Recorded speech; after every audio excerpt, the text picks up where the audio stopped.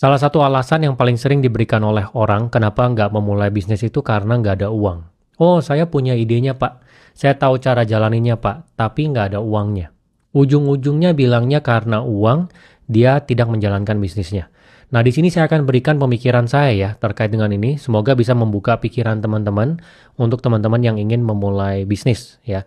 Yang pertama yang perlu diingat oleh teman-teman itu adalah sebenarnya kamu itu tidak perlu uang pribadi untuk mulai bisnis.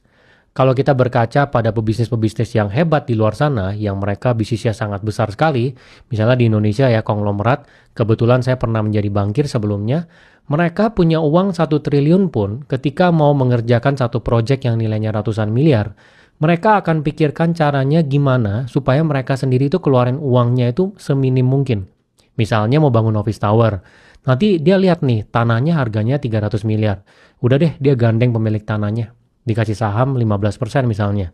Terus untuk membangun misalnya butuh 700 miliar. Dia akan cari investor buat masukin misalnya 200 miliar. Lalu tanahnya digadaikan pinjam uang dari bank. Jadi dia bisa keluarin uang sangat minimal untuk bisa punya bisnis yang dia rencanakan untuk dijalankan, tapi dia tidak mengeluarkan uang pribadinya banyak. Nah, mental yang seperti ini sudah harus kita miliki dari ketika kita memulai bisnis, dari kita ukurannya masih kecil gitu. Jadi kamu harus ingat bahwa kamu tidak perlu uang pribadi untuk mulai bisnis. Oke? Nah, kalau misalnya kamu lihat pebisnis-pebisnis yang kelas dunia, yang top 100 di dunia, ya di sini kita lihat ada Bill Gates, pendiri Microsoft, kemudian ada pendiri Google, ada Jack Ma, pendiri Alibaba, ada Steve Jobs, pendiri Apple, Mark Zuckerberg, pendiri Facebook. Mereka semua ini menggunakan uang investor. Ya kamu bisa Google, mereka punya cerita dari awal, mereka mulainya gimana, itu awal-awal mereka ada investornya. Ya kalau misalnya mereka nunggu uang pribadinya cukup untuk mulai bisnisnya, mereka nggak mungkin sampai sebesar sekarang. Karena mereka dari awal pakai duit investor, dari tahun ke tahun ketika bisnisnya semakin besar, butuh uang lebih banyak lagi, mereka cari investor lagi.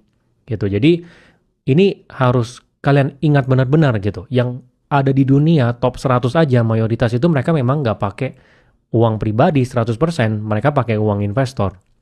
Ini saya berikan satu contoh ya untuk Amazon dengan pendirinya Jeff Bezos.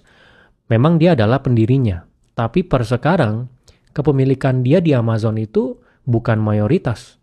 Ya kalau misalnya kamu benar-benar gali semua perusahaan yang benar-benar besar, pendiri utamanya memang mungkin masih jadi CEO. Tapi saham yang dipegangnya belum tentu itu masih mayoritas. Sangat sedikit sekali walaupun memang masih ada ya. Yang top 100 dunia dia pegang sahamnya masih besar di perusahaan yang dia miliki. Tapi rata